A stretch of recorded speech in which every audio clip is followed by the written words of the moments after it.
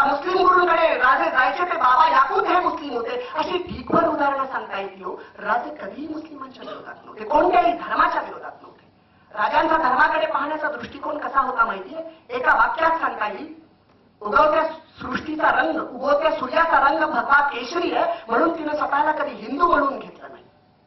सृष्टीचा रंग हिरवा आहे म्हणून तिनं स्वतःला कधी मुसलमान म्हणून घेतलं नाही. आणि आकाशाचा रंग निळा आहे म्हणून त्यानं स्वतःला कधी नवबौद्ध म्हणून घेतलं नाही.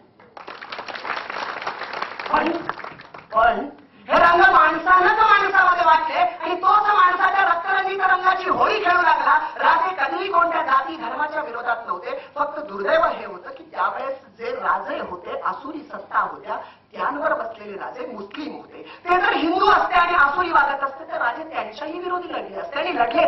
चंद्रराव मोरे, बाजी घोरपडे, मंबाजी मोहिते, संभाजी मोहिते ही मंडळी कोण होती? नातलग मंडळी होती ना सगळी. त्यांच्या विरोधी लढावं लागलं, तलवार उपसावी लागली. हिंदू की मुस्लिम हा प्रश्नच नव्हता हो, कोणती राजसत्ता हा प्रश्न होता. म्हणून मला असं वाटतं की शिवाजी महाराजांचा खरा अभ्यास झाला पाहिजे. शिवाजी हा शब्द माणसं जोडण्यासाठीच वापरला गेला पाहिजे. एक वक्तृत्व स्पर्धेत आम्ही उदाहरण नेहमी सांगायचो. एका छोट्या मुलाला भारताचा नकाशा गुरुजी फाडून असं जोडायला देतात. वर्गातल्या कुणालाच जोडता येईना. एक पोरग चुनचुडीत ते जोडून दाखवतं. त्याला विचारलं जातं, अरे तुझं तर भूगोल कच्चं आहे, तू कसा नकाशा जोडला? तेव्हा तो मुलगा म्हणतो, बघा मला त्या भूगोलातलं नकाशातलं काही कळत नाही, पण नकाशाचे जेव्हा तुकडे केले तेव्हा माणसाचा पाय बाजूला झाला होता, हात बाजूला झाला होता, नाक बाजूला झालं होतं. मी फक्त पायाच्या ठिकाणी पाय ठेवला, हाताच्या ठिकाणी हात ठेवला, डोक्याच्या ठिकाणी डोकं ठेवलं. पाठीमागचा माणूस जो जोडला गेला, तिकडे देश आपोआप जोडला गेला. म्हणून माझं सांगणं आहे की शिवाजी महाराजांना संकुचित करता कामा नये. शिवाजी महाराजांचा उपयोग हा समाज आणि राष्ट्र एकत्र ठेवण्यासाठी केला गेला पाहिजे. आणि तसा जर आम्ही केला तर खऱ्या अर्थानं शिवाजी राजांशी आम्ही पाईक आहोत असं आम्हाला म्हणता येऊ शकेल. येथे महिला वर्ग आहे. मला महिला वर्गांना विशेष करून सांगायचं, शिवाजी जन्माला यावा असं जर वाटत असेल तर अगोदर जिजाऊचा जन्म होणं आवश्यक आहे. आमचा एक गुरुराज गर्दे नावाचा कवी मित्र आहे.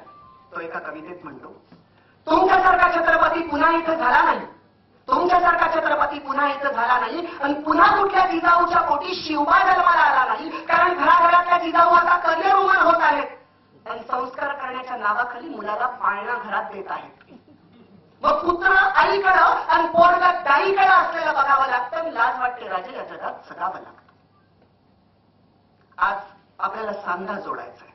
चूल आणि मूल म्हणून आम्हाला घरातही अडकायचं नाही आणि करिअर म्हणून स्वतःच्या कुटुंबाकडेही दुर्लक्ष करायचं नाही. मला असं वाटतं, तुम्हाला पटतं का बघा, शिवाजी सारखा पुत्र जन्माला घालणं आणि आपल्या पुत्राला शिवाजी सारखा घडवण्याचा प्रयत्न करणं यापेक्षा स्त्रीच्या आयुष्यातलं उदात्त करिअर दुसरं कोणतंच असू शकत नाही. माझ्या व्याख्यानाच्या शेवटी फक्त 2 गोष्टी मी सांगणार आहे. माझं अख्खं व्याख्यान विसरलं तरी चालेल, पण मी आत्ता ज्या 2 गोष्टी सांगणार आहे तेवढ्या मात्र तुम्ही लक्षात ठेवा, आवर्जून ऐका असं माझं तुम्हाला सांगणं आहे.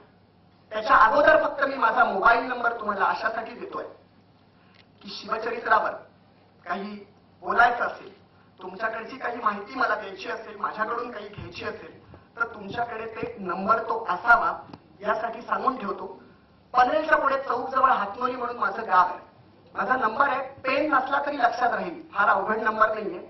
9822 हा आयडियाचा कॉमन आहे. 9822 पुढचा फक्त लक्षात ठेवायचा आहे 650